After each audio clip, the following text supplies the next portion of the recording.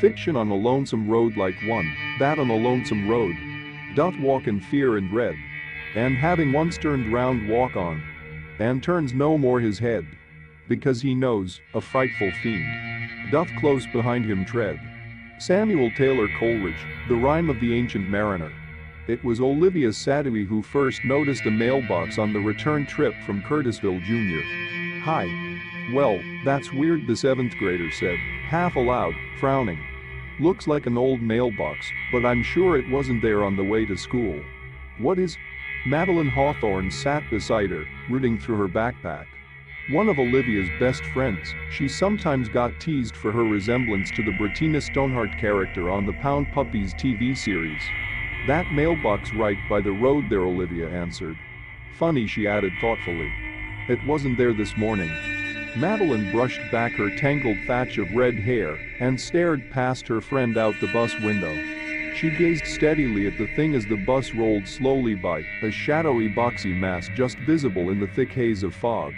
So what's so funny about it? The redhead asked, resuming her search for an errant pencil. Just an Olay mailbox. Nothing unusual about that in a flea-bitten ward of a beach town like this. Yeah, but don't you think it's strange that it just showed up out of the blue like that? Olivia insisted. Well, I would not know about the out of the blue bit, said Ruth Welsh, reflectively. Her hefty bulk was sticking halfway over the edge of the seat into the aisle. She glanced briefly up from her popular science magazine. Haven't seen the sun in... Must have been 2 weeks now. 3 weeks, Russell McKeely chimed in from the seat behind. He had taken his older brother's mouse Ralphie to school and was now making the little guy do tricks for a few crumbs of peanut brittle. Been 3 weeks. You sure about that? Ruth raised a blonde unibrow. Sure, I'm sure, Russell replied, finally tucking Ralphie back into his jacket pocket. I watched the Willard Scott weather report. Well, I still don't get why anyone would want to live so far down this godforsaken road like this one. Olivia continued. It's dark, creepy and covered over with fog most of the year, even during the summer. Probably just a pot grower, Madeline said with a dismissive shrug. Nothing at all to worry about, unless you tramp onto his gross site. Yeah, probably. Olivia glanced back out the window at the way they came.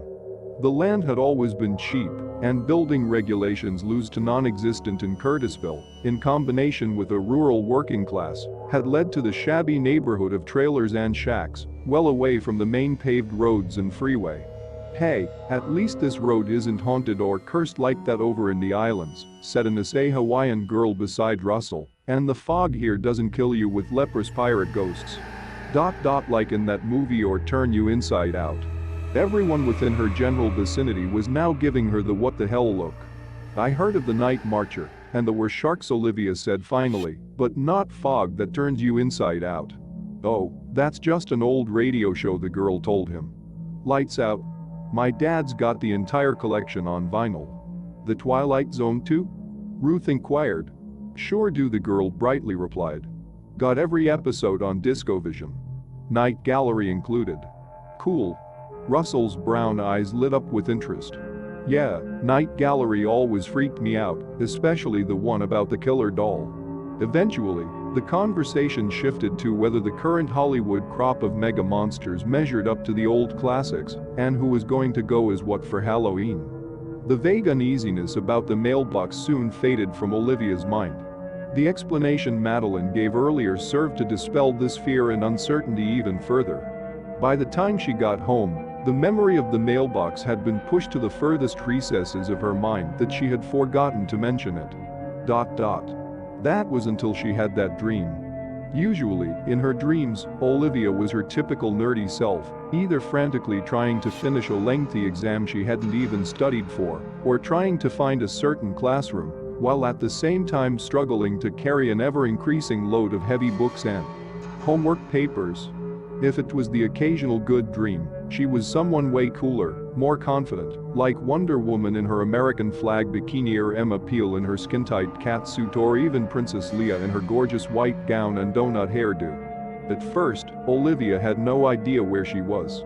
She appeared to be standing in the middle of a dark paved road bordered on both sides by thickets of high trees and bushes. She could feel the chill and wetness through her thin cotton pajamas.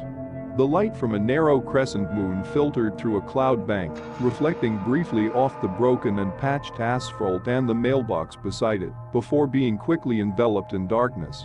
Olivia's stomach lurched with sickening dread. She was back on that lonely road, not far from the edge of town where she lived. Oh God.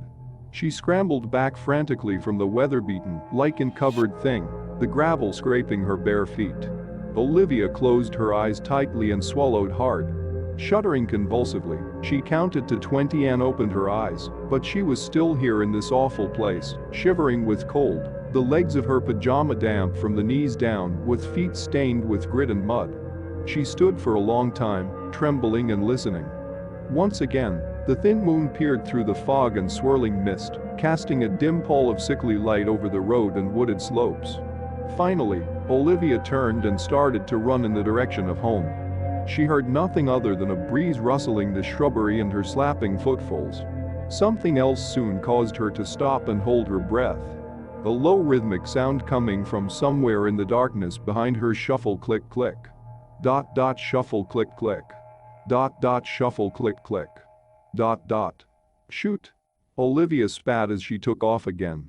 Her pulse quickened as the footsteps rapidly drew closer, now merging into a scrabbling click, and then suddenly they stopped.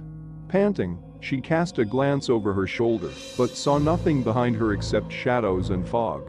Just as she was turning away, she suddenly let out a piercing scream.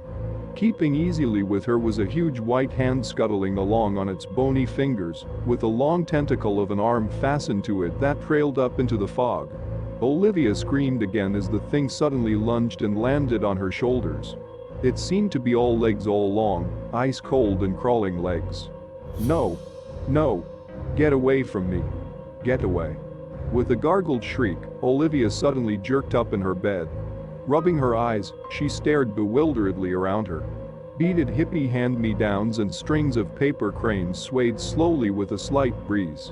It was really cold. There was a thin layer of condensation streaking the window. The rain tapped a steady monotonous tempo against the glass. Slowly, reluctantly, Olivia threw back the covers and breathed a deep sigh of relief when she noted her clean pajamas and sheets. Just a nightmare, she muttered. Probably because of the rain pouring and thinking about that stupid mailbox. Good thing her 3 older sisters all had their separate room, or they had all be waking up cranky and asking her pointed questions about her consumption of snack food and late-night monster movies. Tremulously, she slipped out of bed and walked across the floor to the window. Heart still beating wildly, she peered out beyond the rain-silvered glass to the main road beyond the picket gate. To her dazed and sleep-befuddled gaze, there seemed to be a mailbox planted right next to the front drive. Only it was much larger than the one she glimpsed earlier. Hurriedly, Olivia raised the window till the wind and rain blew full upon her pale, elfin-like face and ruffled her long black hair. Ordinarily, she would have avoided so rash an act, but extreme curiosity overcame caution, and she acted without thought or fear of consequence. For several long minutes, she stared into the foggy, waterlogged darkness before shutting the window and drawing the shade. Nothing there at all, she muttered as she turned and shambled away. I thought there was something there, but I must have been dreaming still. Frowning perplexedly, she got into bed and pulled the covers up over her chin. I got to start laying off that horror stuff. Written by MMPRATT99 DeviantArt. Thanks for watching. If you enjoyed the video, hit that like button to support my work. And as always, enjoy the fear, my dear.